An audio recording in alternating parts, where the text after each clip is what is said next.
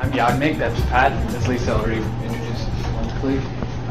So we're part of a team of 6 that works in Zimbabwe right now, treating a disease called Schistosomiasis. We call it Bilharzia because that's what people in Zimbabwe have been calling it, and it's also a bit easier to say. So that's what we tend to do. So what is Bilharzia Schistosomiasis? It's a parasitic worm that's transmitted by contact with contaminated water. So water contaminated with the intermediate host, a snail. Often people come in contact with the water and then they're infected. It's actually a very ancient disease. It's existed for at least 5,000–6,000 years. There's significant evidence that it existed in Egypt, and that Egyptians used to realize that as they went down to the Nile to either get water, to drink water, to claim the water, that they would develop what I'll go into as the major symptom of the disease, so blood in the urine, soon after. And what they fashioned then was a small device that they would put on their genitals that they thought would stop the transmission of the disease, or they thought it was caused by contact with the genitals. But of course, that's not true.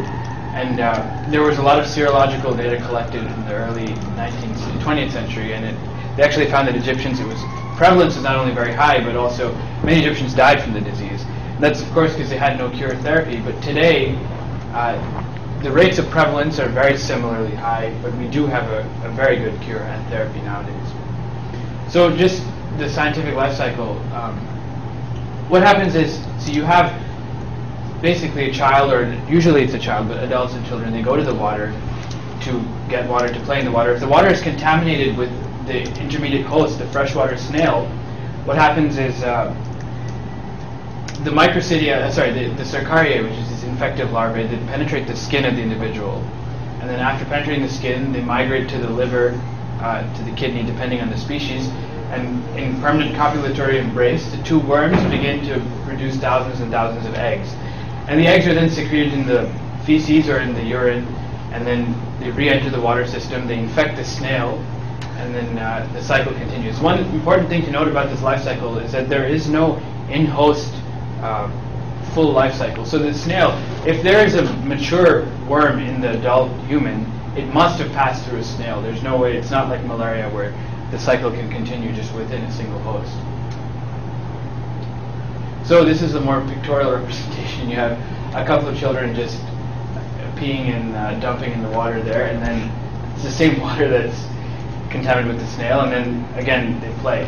So you'll see soon in a bit that often it's the children that are at highest risk, not only because they're more susceptible, like they're more immunocompromised, but also because they are the ones who often engage in higher risk behavior. So clinically, days after infected, people present with a rash or itchy skin. In places like in Malawi and near Lake Victoria, where people swim in rivers, it's like colloquially named swimmer's itch. It's the parasite actually just burrowing into the skin.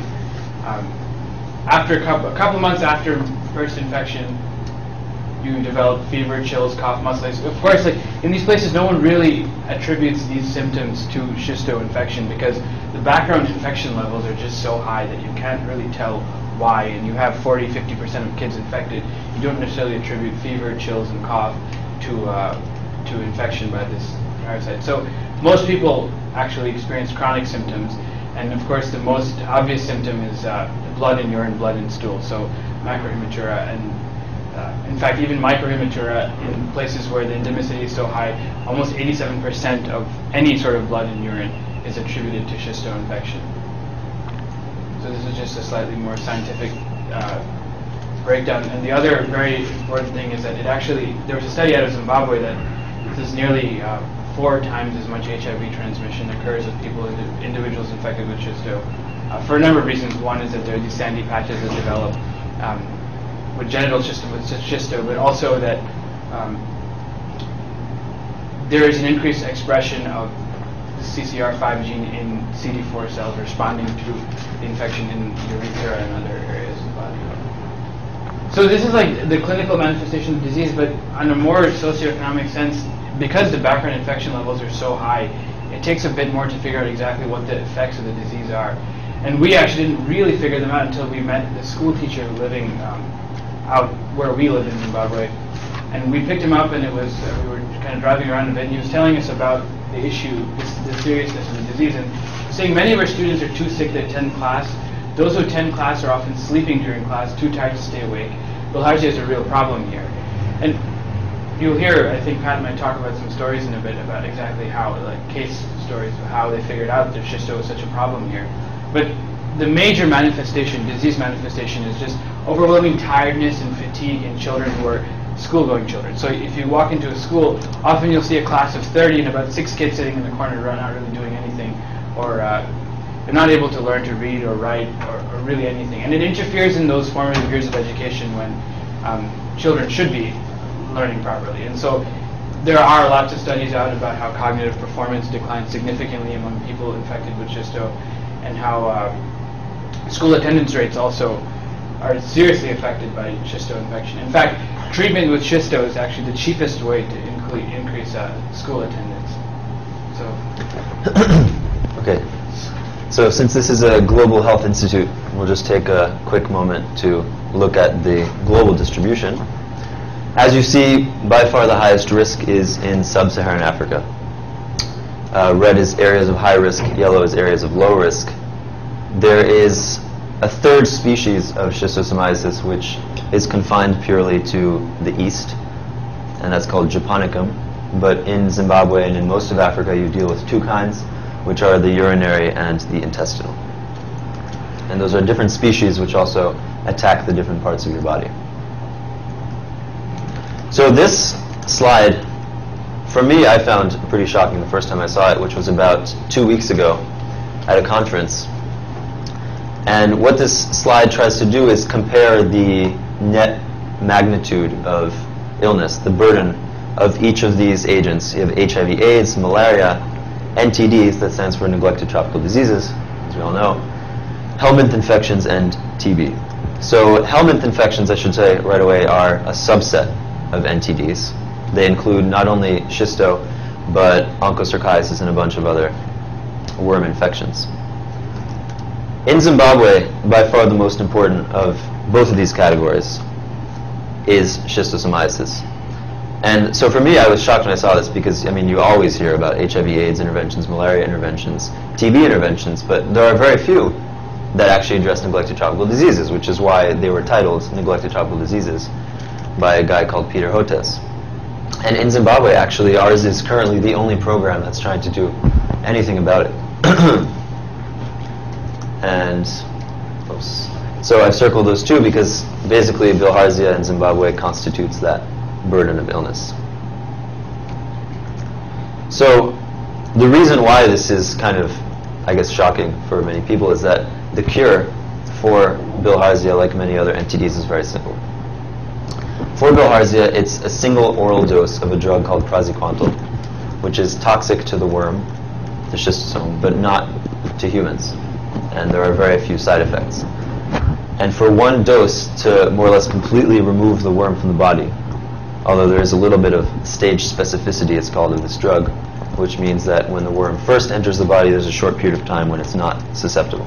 But for the most part, this drug is effective at clearing the worm from the body.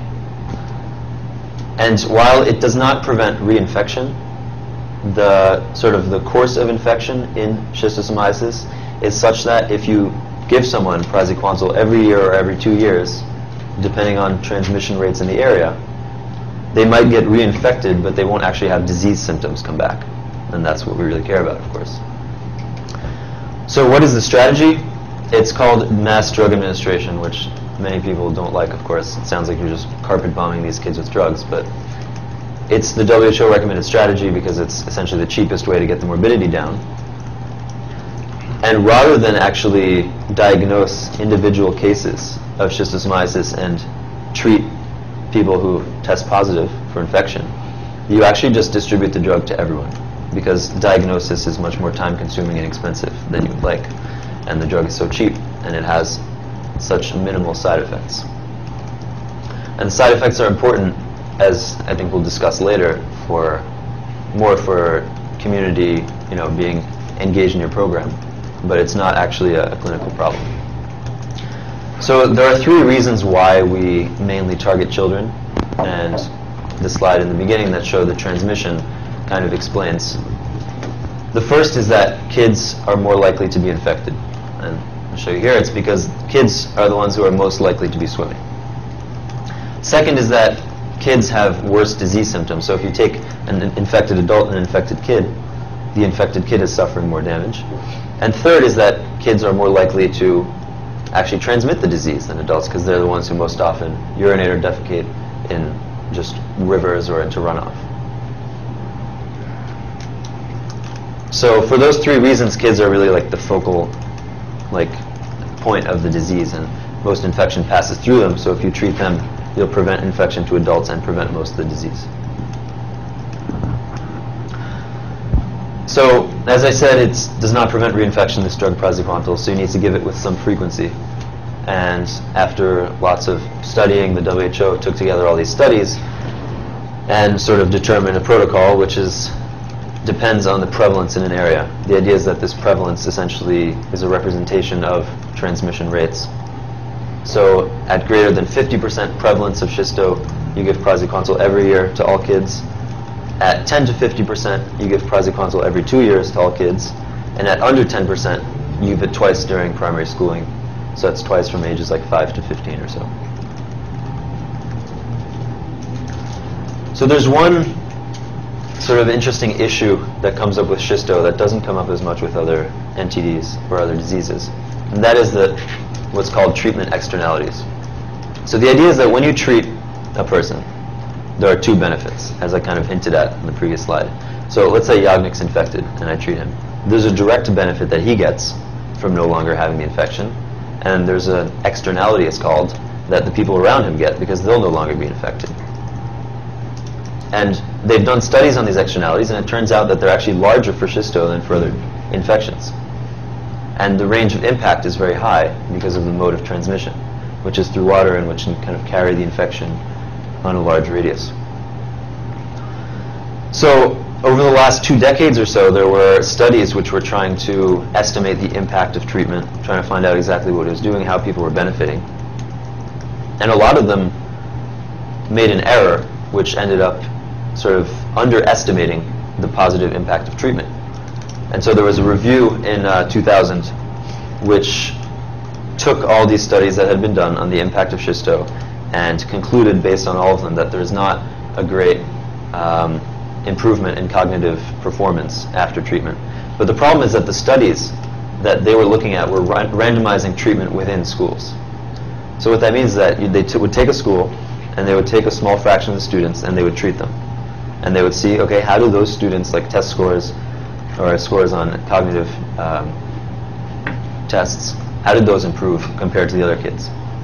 And so the problem there is that what you really want to do is see the impact of mass treatment, because that's what we implement. So in this case, when they were only treating a small fraction, the kids who were treated were not benefiting nearly as much as they would have if they had treated everyone, because they were getting quickly reinfected. And on the contrary, the kids who were not treated were benefiting from the kids who were treated because of the externalities. And so what that basically does is it just sort of normalizes it, brings both sides closer together, and ended up making the differences not significant. So I guess the main paper on this subject is a paper by Miguel and Kramer, published in 2004, and they developed a model, which is here. It's a little convoluted, but maybe we can see some sense in it. So this is a model for the improvement in health outcomes. That's YIJT, which is usually quantified as, like, let's say, a decrease in prevalence, based on these factors. And so they had a huge quantity of data from 75 schools which were randomized. There was exogenous variation in treatment schools around each school. And the important term here is the externality term. It's the one I'm pointing at there. Basically what this means is that in their model, which proved to work quite well with the data, the improvement in health outcome is taken to be, for a given distance from the school, proportional to the number of students who are treated in that distance away. And if you are interested, you should go look at this paper and see sort of the results they find for these numbers, and they're quite high, the externalities. So I guess the central challenge to any sort of illness control program is making sure that it works in the context you're implementing. And obviously, for any monitoring and evaluation, for any M&E, you always have different sorts of indicators you're monitoring. In our case, we have three primary indicators. We have process indicators, parasitological indicators, and morbidity indicators. The process indicators are actually rather unscientific, but they're also the most important when scaling the program up because they most easily indicate the smooth functioning of your program. So we'll get into exactly what they are in a bit. Parasitological indicators would tell you about infection rates in places you're treating. And of course, morbidity indicators would tell you about the manifestation of disease in the treated individuals. Just we would be making sure that they're decreasing over time. So process indicators that you can use and that we are using, the first and most important one is full accountability of drug distribution at every step. It might sound a bit silly that this full accountability might really just mean a signature from a person picking up drugs from a central facility or a rural facility, and you'll see the exact drug distribution mechanism we put in place now, but in a bit. But by full accountability, that's exactly what we mean. We mean that the person picking up drugs is accountable for getting those drugs. So they might even be given slight incentive to come and pick up the drugs, sign off on them, and then transport them to the destination facility. We also insist on less than 5% wastage of the drugs. So once the drugs are disseminated to schools and administered to children, we insist that less than 5% are either, so we do have a fallback mechanism by which they're retrieved, but we want to make sure that less than 5% are just wasted, so are unaccounted for. So either administered or retrieved. And then of course there's drug uptake monitoring, which is just literally tabulating the number of children you're hitting with your drug by keeping track of the number of drugs you're using. And then of course, like I mentioned before, process indicators, they're not nearly as scientific or as time-consuming as the other types of indicators. But once you prove that your model works on a small scale, if you're trying to implement large-scale health control over districts, over provinces, the most important thing to keep in mind is that your process indicators are working properly, or that's really all you can monitor on larger scales, because you can't be going into every single school in Zimbabwe routinely and testing infection rates and morbidity rates and things. So parasitological indicators are just indicators of infection. So you have egg burden in stool and urine. To test S. hematobium, we usually do urine filtration tests, and Cato-CATS is used for S. mansoni. Cato-CATS is a very, very, very extremely cheap way to do egg testing in stool. We actually bought all our supplies at Home Depot before we left to Zimbabwe, and it cost us about $30, and that was for about 500, 600 kids. So it's a very easy stain. You'll see photos in a second. And then of course there's, for soil transmitted, other roundworm, hookworm, whipworm infection. We can also monitor using formal ether techniques. When we actually do disease assessment, we also have to monitor children for malaria, because often malaria can be, you find very high rates of just cross-infection of malaria with other. And so this is S. hematobium urine filtration. There are actually only 3 eggs in this photo. You'll see they're right here. These two. This is S. mansoni by Cato-CATS. So the morbidity indicators, of course, they measure the manifestation of disease in infected and treated individuals. So you have anthropometric measurements, so height, weight, arm circumference among treated children, and you can measure these over the course of years and see that treatment most definitely does have the effect of, bringing children closer to normalized growth curves and things. Then there's of course hemoglobin counts for anemia. Anemia is actually quite a funny story, because schistoinfection is often associated with high rates of anemia, but this huge study that Pat was talking about in Kenya, the Externalities, they actually did not find much anemia correlation. Then they realized that there was a lot of geophagy in the area, which is, of course, children were eating soil.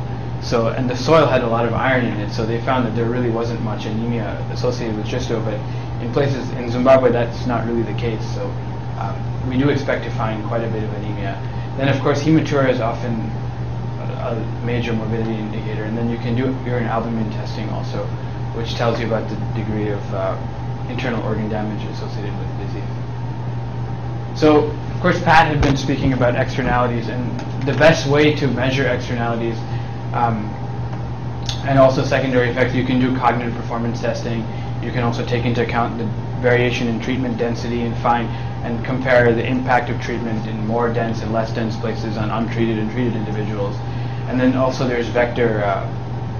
You can also measure the rates of infection in the freshwater snail. So that's all malacological testing. So. Okay. So now what are we actually doing? That was all theoretical stuff about schisto. So as Lisa said, we were seniors at Princeton when we were trying to get this program started. We had an interest in just starting some kind of health intervention somewhere in Africa. And so what we did is we just started sending mass emails, which is the most effective way, and getting in touch with people in Zimbabwe and Kenya and Ghana, all over the place, just looking for a place that was sort of receptive to us, that would host us. And we got in touch with a Methodist mission hospital in northeastern Zimbabwe. So I've circled it up there. And we spoke with the head doctor there. We said, listen, we're very interested in doing some programs. Like, we just need a sort of a host. And he said, you know what, we have a free little house. You can come stay there with your team of 6 and implement what you want. So at that point, we were like, okay, well, we have a few ideas for programs that we could do. And most of them were absolutely ridiculous, I can tell you. One of them was we wanted to just comb the countryside doing voluntary counseling and testing for HIV, which we were not even remotely qualified to do, and which sort of, I mean, we needed a referral process for these people that we were testing to get them on ARVs, otherwise it's kind of pointless, and that didn't really exist in the area.